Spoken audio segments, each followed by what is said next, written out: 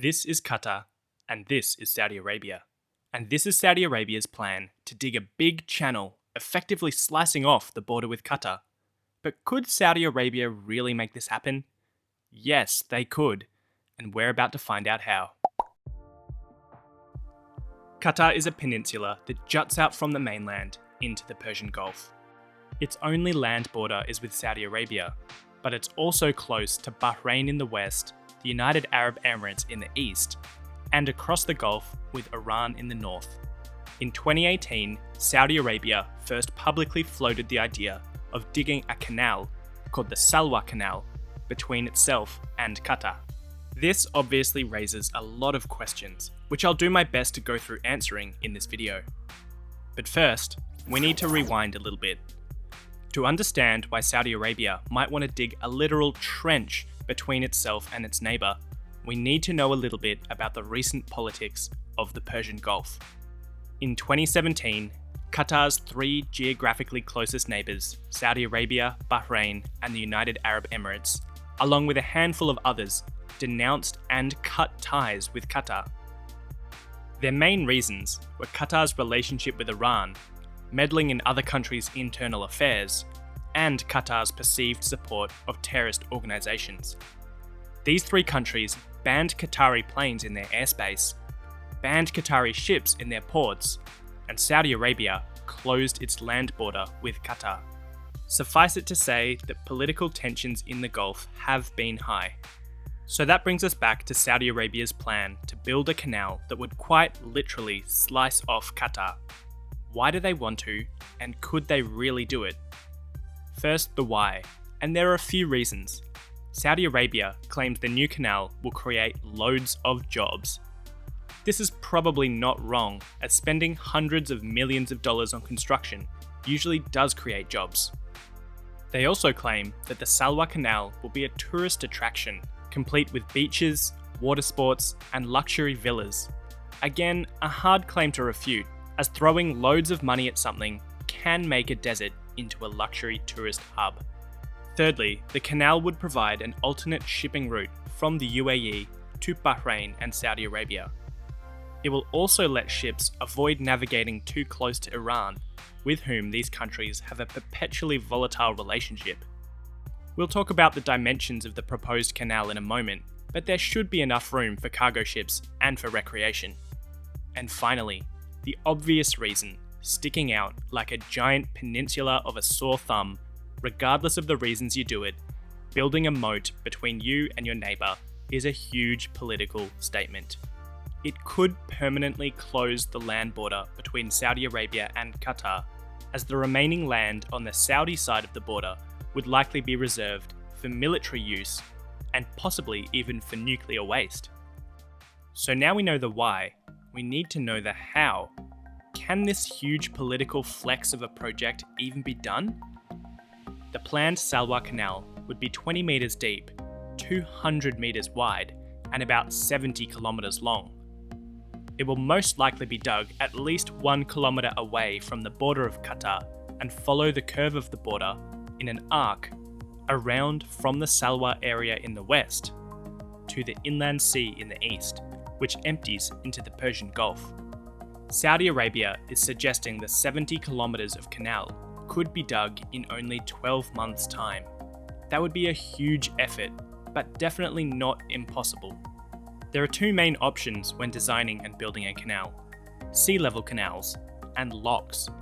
The choice is normally determined by the landscape through which the canal is built and the constraints of finance and labour. The Suez Canal in Egypt is an example of a sea level canal. This means that the canal was dredged so that the whole canal is at sea level. This prevents the need for mechanisms such as locks, which we'll get to in a moment.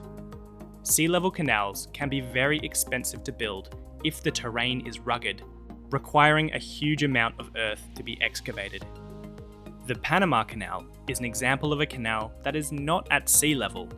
Instead, it has locks, which fill with water to allow ships to travel to higher elevations, and empty water, which allows a step down to lower elevations. This reduces the cost of building a canal in rugged territory as less earth needs to be removed, but it does slow the passage of ships through the canal.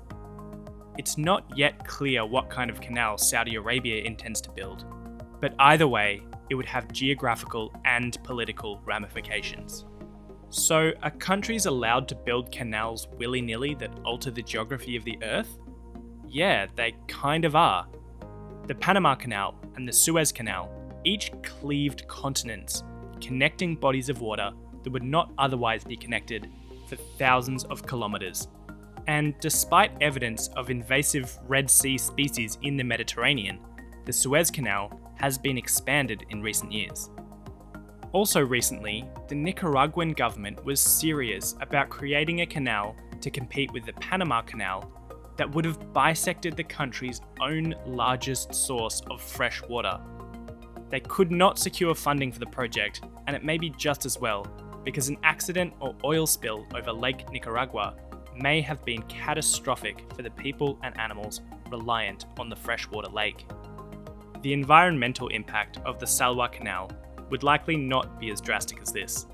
The landscape is arid and sparsely populated, and the bodies of water that would be connected are relatively close anyway, on a global scale. A canal of comparable dimensions is actually the Kiel Canal in Germany. It's shallower and slightly narrower than the Salwa Canal is planned to be, and it does include locks. But if we zoom out a little, we can see that actually, the canal passes through the German state of Schleswig-Holstein and cuts off the Jutland Peninsula, which is mostly a part of Denmark. So what has Qatar's response been to all of this? Well, they pretty much refuted the claims made by Saudi Arabia and their other neighbours, and have turned to Iran and Turkey to rely on their imports, many of which would previously have come across their land border. And what impact is the canal likely to have on Qatar? Probably not much more than a closed land border is already having. At release of this video, the land border between Saudi Arabia and Qatar is still closed, so building a 200 metre wide canal on the Saudi side is kind of like making that situation a little bit more permanent. In terms of making Qatar into an island, it's not about to float off into the Gulf. It's still attached to the continental shelf after all.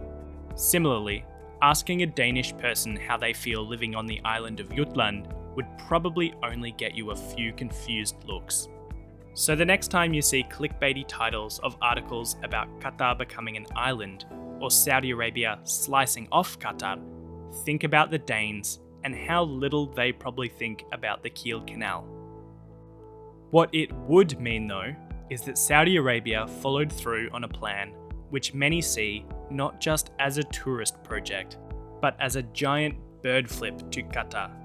It would indicate that Saudi Arabia has no intention of reopening the land border, and that they are done building bridges, so to speak, with their neighbour. It may also leave many Qataris wondering how adept their own government is at dealing with foreign policy issues, since they now have to deal with trade blockades, neighbourly tirades, and possible future canals being made. Thanks for watching this video about the Salwa Canal. If you enjoyed it, feel free to subscribe to the channel and leave a comment or a thumb to let me know. Thanks for watching.